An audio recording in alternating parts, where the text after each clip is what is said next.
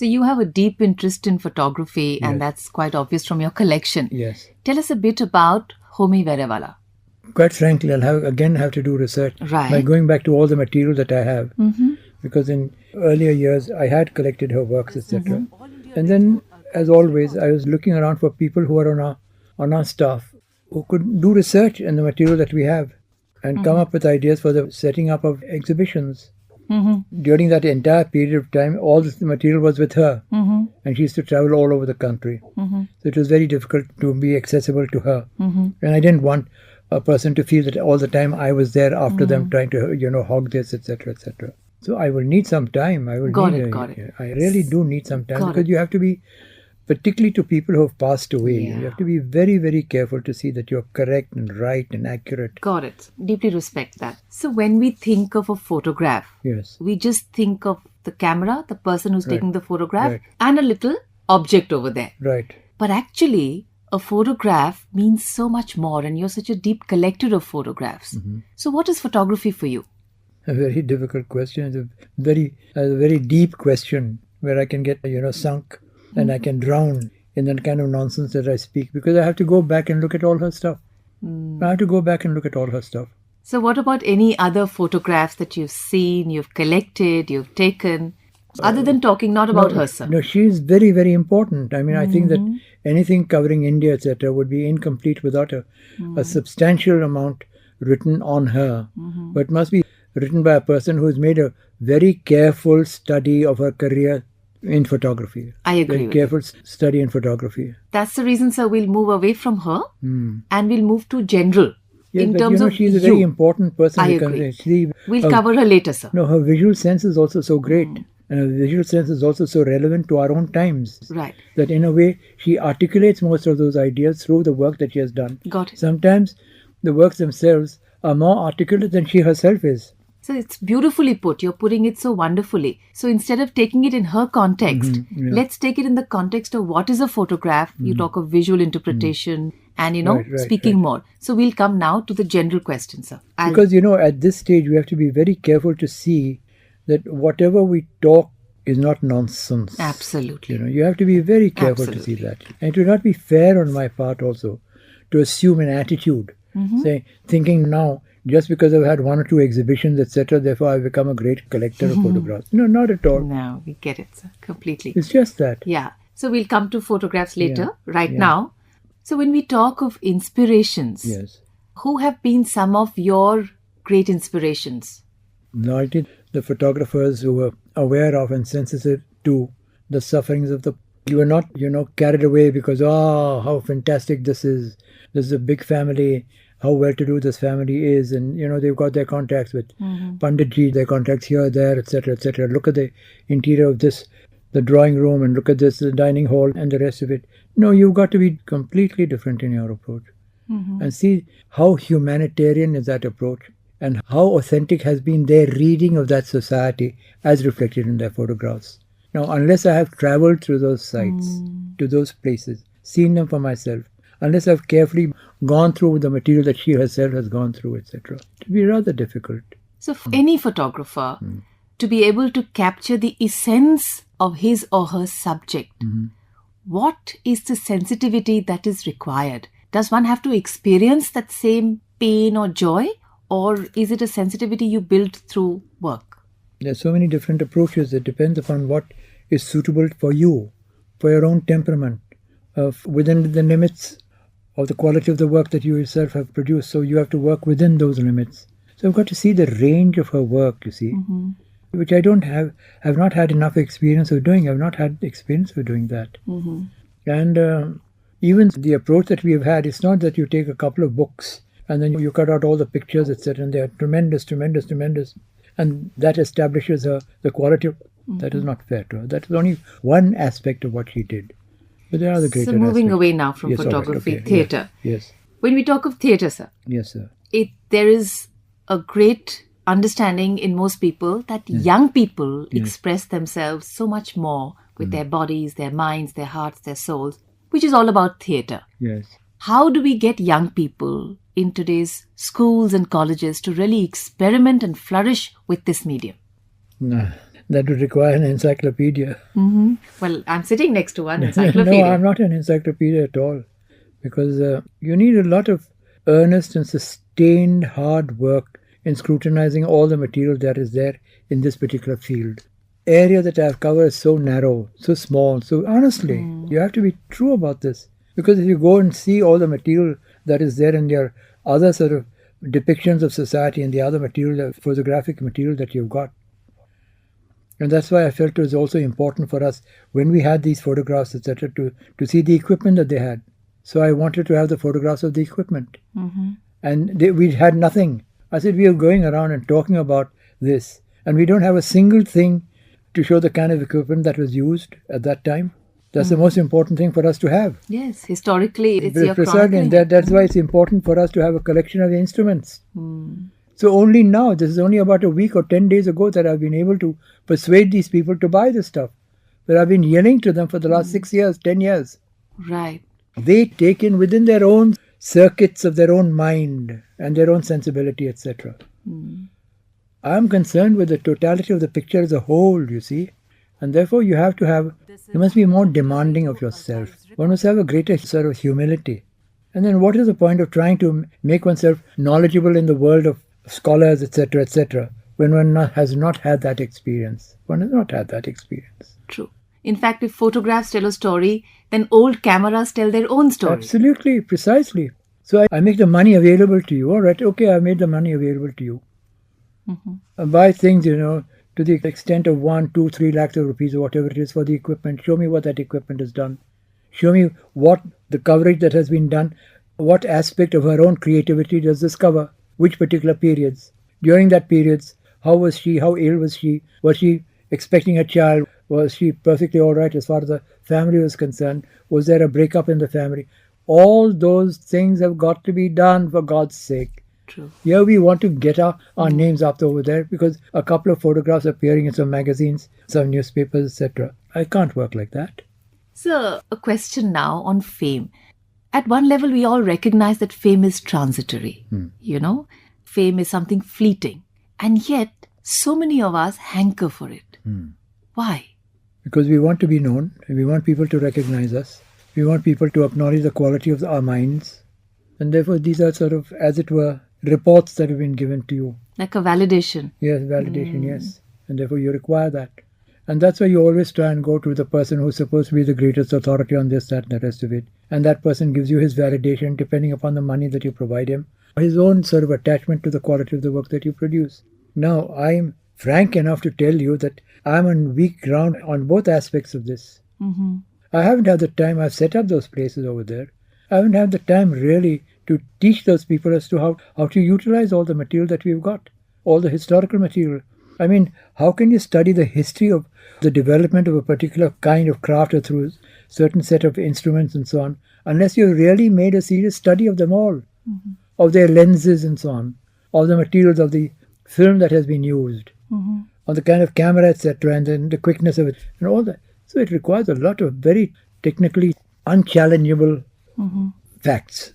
At a personal level, sir, when I can see that you have tremendous attention to detail, yes, and you're a very, very strong observer of form, yes, and protocol, and yet there is this burst of creativity within you, and somehow having the strength to channelize or balance both of them. Yes.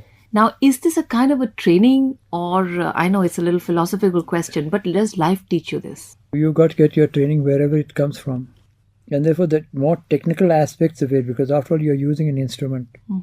You must know how that instrument is put together, whether it's a camera, whatever it is, what kind of lens has it got, what kind of this, that, and so on. Similarly for the body. The body is also an instrument. Yes, and, one has indeed, absolutely. So theatre helps you in understanding this instrument called your body? I think that it has helped me. I'm not talking about other people because I do not know enough about the work of other people. Because I have always attached a tremendous amount of importance to this visual aspect of appearances. Tremendous. Okay. And I'm very careful in my observation of things. I may not have utilized them in my writing and my creative aspects of the work that I'm doing. But I can understand that one can travel a great distance. But in order to travel that great distance, you've literally got to travel that great distance. Because I can't merely do it through the photograph. If I do it through the photograph, I've got to go to the site. I've got to see, first of all, how this particular thing, how true it is to that particular site. How accurate is it to that particular site in terms of the climate, in terms of the heat, in terms of the number of years that have been spent, etc., etc. So much of that kind of study has got to be made. Right. And therefore one has to have a certain bit of humility here. Humility and self-questioning. And besides, I'm not so familiar with the technical aspects of photography to be able to deal with a certain amount of authority on that. You have to have that kind of authority. But I think the ability to be able to appreciate, value, and chronicle everything, I think that is such a tremendous yes, strength. But I submit myself to that exercise. I must submit myself to that exercise. And this constant orientation to say, I'm always there to learn. I mean, whatever the age or stage. That is important. And I think to a certain extent, I mean, in all humility, I have that humility. Inside myself, deep down inside myself, I have that humility. And I don't need to show off under false colors my capacity to have done this, that and the rest. True. So coming to a theatre production, yes, how important is the role of music in a theatre production? It depends upon what the subject matter, depends upon the other, so the human content. It depends upon the characters who are involved. It depends upon the period in time. Which particular period does it pertain to? Is it 19th century? Is it late, early, whatever, 20th century, or whatever it is? So it requires that kind of study, you see, and it requires intensive study so that when you're talking about these and when you're referring to somebody, the very raising of your voice in order to fix a certain individual must be authentic. The whole thing must be completely authentic and you must be absolutely sure of yourself that it is so. I'm not saying this in order to show off this, that and the rest of it, but a great deal of humility is required, you see. Right. So also, I think talking now from the point of view of you having been an actor, is it important for an actor to have a strong sense of the self when one goes on the stage? Or does that bring the ego in the middle? It's a difficult question because the ego is important and the ego does play an important part.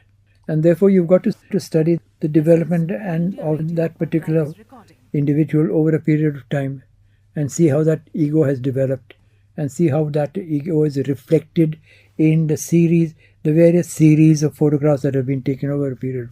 Whether it's in the clothing, or whether it's in the gesture, whether it's in the kind of attitude, or whether it's kind of language, or the expression on the faces of people or whatever. All that has to be taken into account. Okay. So as a director, when you pick somebody for a role, yes, what is it that you look for? Is it the persona? Does a person physically fit into the role? Is it the dialogue delivery? What is it that makes you say, this is my chap? Yes, all these elements are important, certainly very important. Okay. Very, very important. Because they can also be deceptive. Okay, deceptive like? There are many things. They have an outward appearance which gives an idea of intelligence, of fastidiousness, of generosity of feeling of heart, etc., etc. And at the same time be nothing of the kind at all because the man is putting on an act. How are you to tell the difference? Unless you know that period backwards and unless you've seen those kind of situations also reflected in the works of other equally important or even more important persons than themselves. You've always got to relate it to something else. Right. See, in terms of translations of scripts, because India is so diverse, we have a lot of good, strong regional theatre, and yet we need to bring theatre to such a level that it adjusts with the modern times and the changing sensibilities. Yes. Where are we placed on that? I don't know because I would not know, speaking about Indian languages, speaking about English, say, for example, I'd be a little bit on safer ground. I'd be a little bit more relaxed when I talk about that. The language which I use also to describe a particular thing as reflected in the photographs. But with the others, I have to be more familiar with Indian languages. What really they stand for, what really they represent. All right. What they seem to be on the face of things and what they really are historically in the development of ideas. That context is critical. That's right, yes. So say when we translate from Hindi to English or the other way around, sometimes the subtleties of a language get lost in translation. Yes. Is this also reflected in theatre? How do you mean reflected in theatre? Because when you're reading a book and there's a translation, the written word has no other character other than the written word to carry it through. But in theatre, there is a physical form. It's alive. Right, precisely. So what is lost in translation, can a person make that up? Depends whether you're talking about the actors that are making it up, or whether you're talking about the director making it up, or whether you're talking about the person who's handling the lighting, etc., making it up with, more light here, or shadows there, or this, that, and the rest of it. So there are so many different ways in which you can evaluate the quality of what has been produced. Right. When we talk of theatre, sir, a lot of film today, over the years, has become an actor's medium, more than a director's medium. It used to be a director's medium where the director could decide whom he wanted to play, which role, how the story went. Now you book an actor, yes, and the film is made on the basis of the actor. Right. Is theatre today still a director's medium, or has it become an actor's medium? I think both. It depends upon who you're dealing with. The person who's directing the play or whatever, what his particular role is in the functioning of all those events surrounding this creativity. It just depends. Right.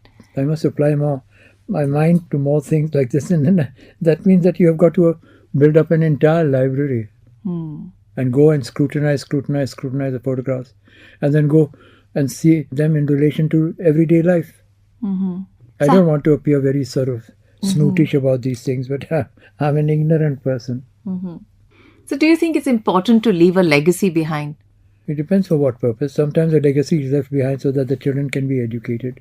Sometimes a legacy has been put aside so in order to save that money from the other members of the family, digging into that material, etc., leaving it only for that person, and so on. So how open it is, how available. Yes. All these ethical and, humanistic sort of criteria for judging, etc., have all play a role, very important role.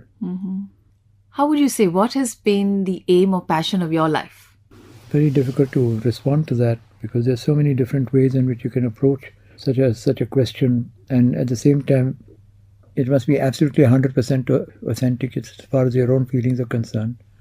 Secondly, it must be 200% authentic in terms of whatever your feelings may be, how true is it actually to the actuality of its period and to the actuality of the individual who is related to that. How important is that? So let's take it, say, from the head level, from the intellectual level. You see, you've got to see a sufficient body of work to see how sustained that interpretation of human life is over so many geographical features, seasonal features, morning, noon or night, etc., and so on and so forth. So you can have a whole lot of these things put down over there in order to say, yes, now I must test that in terms of this. It can be quite a boring kind of a thing. So the passion is a process, huh? Yeah, it is. All these are processes. I mean, what else do you use in order to distinguish between one and another? Especially when they constantly evolve and change. Yes, they are so. So how would you like to be remembered as? And don't say, I don't want to be remembered, because knowing your deep sense of humility, you would say that. No, but I don't deserve to be, put into a statue and put up in the middle of a square. But in the hearts and the minds and the thoughts? To the human beings who have been very close to me and whom I have been very close to in the course of my life, that would be very important. That would certainly be very important, because I have to be very careful to see that I'm playing fair, that I'm being just, that I'm not putting on airs, that I'm not trying to impress people with my language as to how I felt or what I did and so on. So these are also very painful and very deep moral questions that one has to ask oneself. True. There's a constant thread of wanting to do something for people, leave something for posterity, to service to the nation through everything that you say. The deep feeling of wanting to leave things for the larger good, or let the larger good come into the individual good. Yes, it is important. Very, very important. And that is also one of the reasons why you're using the strengths that you have to create platforms for people to come and engage collectively? Well, individually or collectively is another matter, but I think I may be wrong. It depends upon the individual concerned. Point is, when you say collectively, it means how big is your collective. When you say individually, you always think of that one artist or one photographer or one this, that, and the rest of it.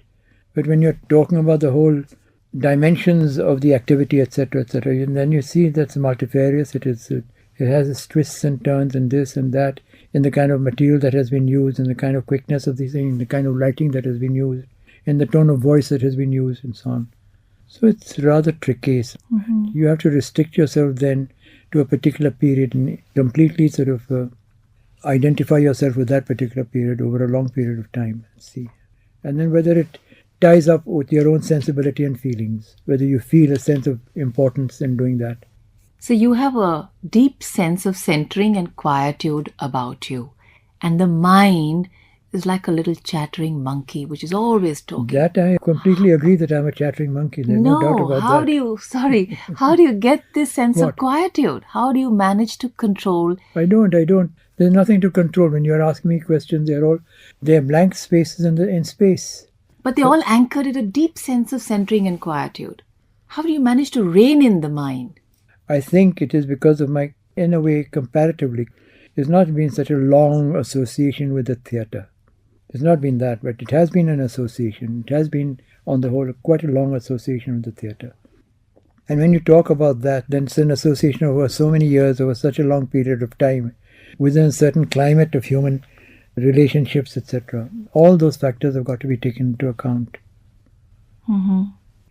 So is everything, when one is thinking about one's relationship with a person that one has loved, with a person that one has been very, very devoted to, one not truly loved but devoted towards, sympathetic towards, etc. So on what aspect of a human relationship do you want to bring that relationship?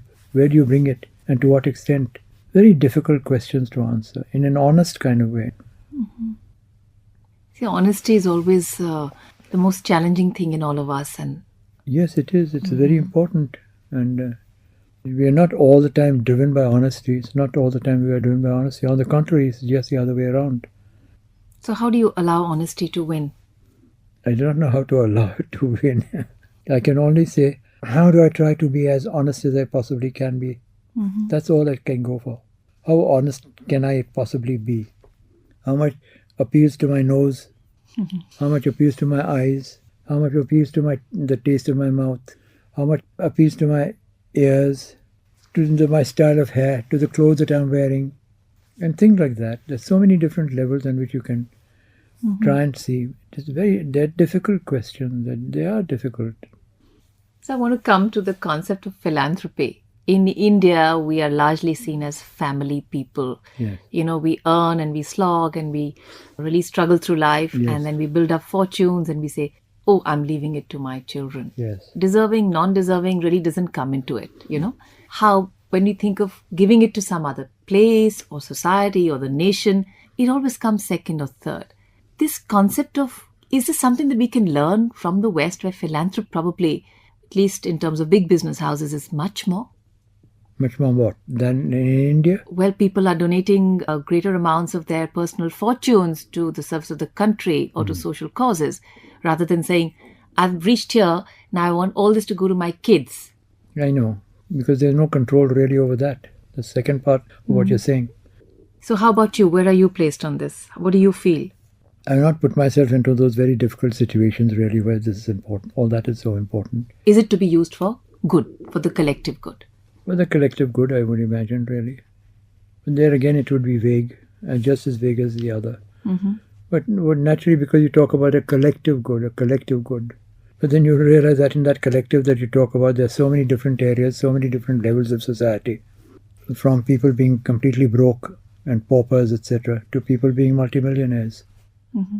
So where there is wealth which is available, yes, why are we so hesitant in distributing it or giving it up for the nation? Because there must be key areas where this evaluation is of real worth. How do you evaluate all this? You have to be very careful to see how you evaluate it. And I think that you have to have at least maybe half a dozen or 10 or 15 persons involved in this and bring their evaluation here together with their eyes, with their noses, and God knows what, with their other relationships, etc. And to see how true that is and how accurate that is. And invariably you always give in to another person who you think is more perceptive than you, more knowledgeable than you, more sensitive than you, more accurate in evaluating this, that, the rest of it. Therefore you see that person's taste is shown in other aspects of living. So it's about trust and entrusting. Yes, it is about both. Mm-hmm. But then, you can trust, but also entrust. The vague terms, it depends upon what you mean by trust and Because so many things come in. It's very difficult, very, very difficult. Right. I'm not trying to prove, I'm not trying to create problems for you. No, you're not. So what do awards mean to you? You're Very really little. highly awarded? No, very little. Because sometimes I have to take them more seriously. I mean, if I have to. So many years after the death of a person like Jawaharlal Nehru or other people, belonging to those levels of society, etc. And then your own personal exchange of thoughts or ideas, etc. with them. I didn't spend very much time with Jawaharlal Nehru because I didn't want to impose myself in any way. But I was always impressed by him as a human being. And I was impressed by him also because he had an understanding of what education is about, what should be meant by the definition of education as provided to younger people in a society, and the manner in which they open themselves up to the rest of the world. Then their responsibilities, because they've got so much from society, what do they themselves owe to the rest of society, etc., and so on. I found him very good from that point of view. And I found him also very self-critical. The few occasions when I was there alone with him, because people don't just come out with all sorts of things, but they're a bit more revealing when they're just sitting alone with you. I was quite impressed by him. And quite frankly, I think that he was also impressed by me. Not that I had any I didn't have very personal connections with him, and I didn't flaunt myself around. I didn't impose myself on him. I didn't want to show the rest of the world, oh, he knows me or I know him, and we are great friends, and therefore I belong to that sort of section of society. No, I don't think. But there was great synergy and there was great kindling of thoughts and ideology. I think because he found that he would come, and I don't think that there's any other person in Indian society who has seen as many of my plays as he has done, and who had seen them with so much perception and so much sensitivity and so much awareness, etc.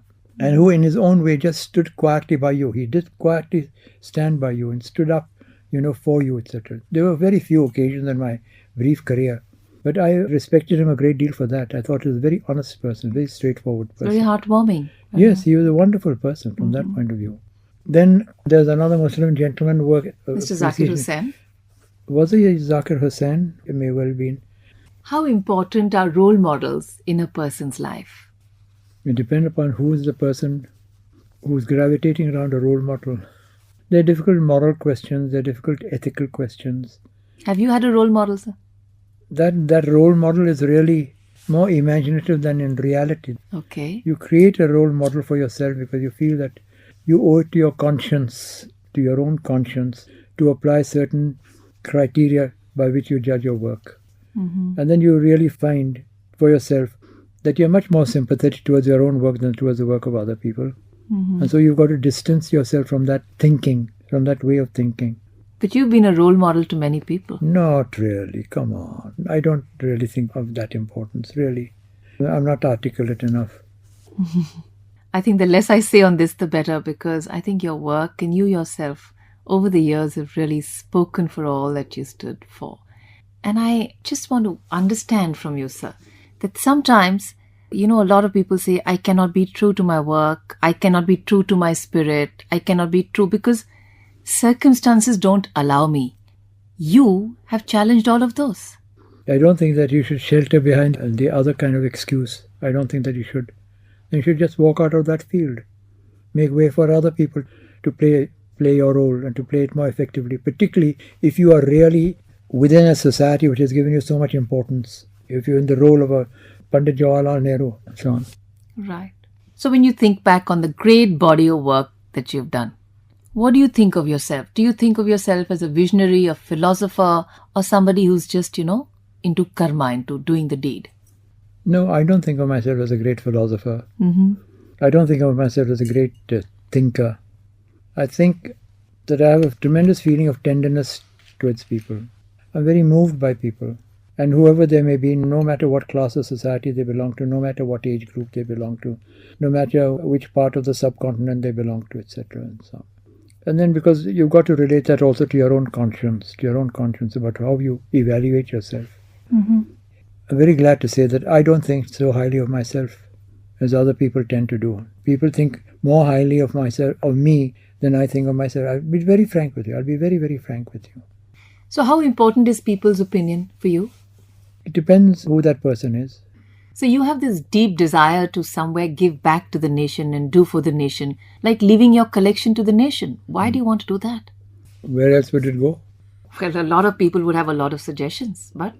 No, I mean, the nation means that you're making it benefit a much larger community than otherwise you would normally do if it's just to your family or to your friends or relations and so on. It's just that. And secondly, I mean, if you were to leave it by itself, what would it do by itself? How could it look after itself by itself? So you choose a path which is of the greatest opportunity and the least headache and problem, also for the persons who are coming forward to take on that task. And that's not an easy thing to have work where the baton is passed on from one generation to another generation. It would have to be done. There's no other way. So has it been a struggle? A struggle in the sense that, yes, there are questions asked, even to myself. Am I doing the right thing? Am I just using the country's wealth in order to show off myself? Am I doing this correctly, etc., etc.? Because I know I'm not going to take anything else into the next world with me. And what am I going to do with it there? On the other hand, should I not make it available to other people who've got a great deal to contribute through their own sensitivity, through their own capacity to understanding or feeling, and so on? True. Do you think you're tough on yourself? I don't really think so. I don't think that I'm tough on myself. I think that on the one would like to be known as a person doing his level best to serve the people around him. I'd like to be known with that kind of reputation, and it has to be true. There are no flattering kind of estimations made of me. I'm not something unique and special, etc., etc. And I know that I have lots of weaknesses and misgivings, etc. So one has to be true in all these matters. Mm-hmm. So if I have to evaluate myself, or anybody has to, and I can do it with reference to what? My work, how people react to me, how people think of me, what would be my points of reference for my self-evaluation? I think if you depend upon the evaluation of others, then you complicate things for yourself. I think that if you want to be just toward the other people, and as well as to be as just towards yourself as you possibly can, then you do make your own decision. And don't worry about what the other people are, because in every case, people will be making their decision on various grounds, on grounds of their own experiences, the way they have been beaten up or slapped or kicked around or whatever it is. And ultimately, you have to make yourself, in a way, sufficiently taking on the responsibility of saying, well, I take the responsibility. I take it. If it's in my life, whether I like it or not, I have to take the responsibility. What part of your work has helped you primarily shape who you are today? My association with my students, just that. Mm-hmm. Any learnings? You have to be very careful when you say those things, you see, because, but I don't go in with any kind of notions about myself and, people taking off their hats to me and this, that, and the rest of it. It's not that. Mm-hmm. It's much deeper, much deeper than that. And you're all the time concerned about how to make life a little easier for the person concerned, person opposite you, the person who's broached this question to you, etc. How to help in a positive kind of way. And therefore you try and leave yourself out of it as far as you possibly can. As far as you can. We are all human beings. One cannot. But how difficult that must have been, or how easy for you, because you were always in an area where literally the spotlight falls on you. How does it fall on me? I'm just a teacher. I'm just the head of an institution. It falls on me by virtue of what? I mean, ultimately it falls on me by way of the quality of what I've been able to produce. And fortunately, on the whole, my own feeling has been that I have always received a very positive answer. That I've been able to help my students a great deal. I've been able to help them get over their own discomforts. I've stood by my students against my staff from time to time. In a quiet kind of way, in a dignified kind of way, where I did not want to hurt the feelings of my staff members. At the same time, I felt that I had to make a stand. I had to protect the people who entrusted themselves to me. And I did it with as much sense of honesty as I possibly could muster. Is failure critical to success? It may be important, but I don't know whether it is critical. Okay. It need not be critical to success. You can fail, but without failing in the round, in the totality. It may be in a particular situation, a particular context, it may be a failure. But overall, etc., it need not be a failure at all. So how do you or anyone, how does one counsel oneself to say, okay, get up, dust your clothes and bash on regardless? All the time. But don't dust your clothes to such an extent that you hurt yourself. That's wonderful. And in all this whole jamboree and in all this big circus called life, where people's opinion and people's validation is either coming your way or not, how important is what other people think of you? Your relations with other people is very important. Very important. And I don't think that one should jump at the other person if they have a negative response towards you. And you must say there's something obviously wrong with me, that there should be such an acute negative response against me. And so you have to ask yourself that question. Mm-hmm. So that it's not all the time that one always accuses the other party of making the misjudgment or whatever. One should have the manliness, or one should have the moral strength to say, well, it's possible that I'm making these mistakes. I must try and avoid making these mistakes in the future. Mm-hmm. So you've been awarded with the Padma Shri, the Padma Bhushan and the Padma Vibhushan. So what do these awards really mean for you? I don't take it for granted. But on the other hand, I don't go on congratulating myself saying, I've got that, I've got that, I've got that, I'm a great guy. I think that all that should be combined with humility. It's very, very important to be humble. Mm-hmm. So, but sometimes when you're honest, one invariably tends to hurt people. How do you reconcile the two? I try not to form judgments on others.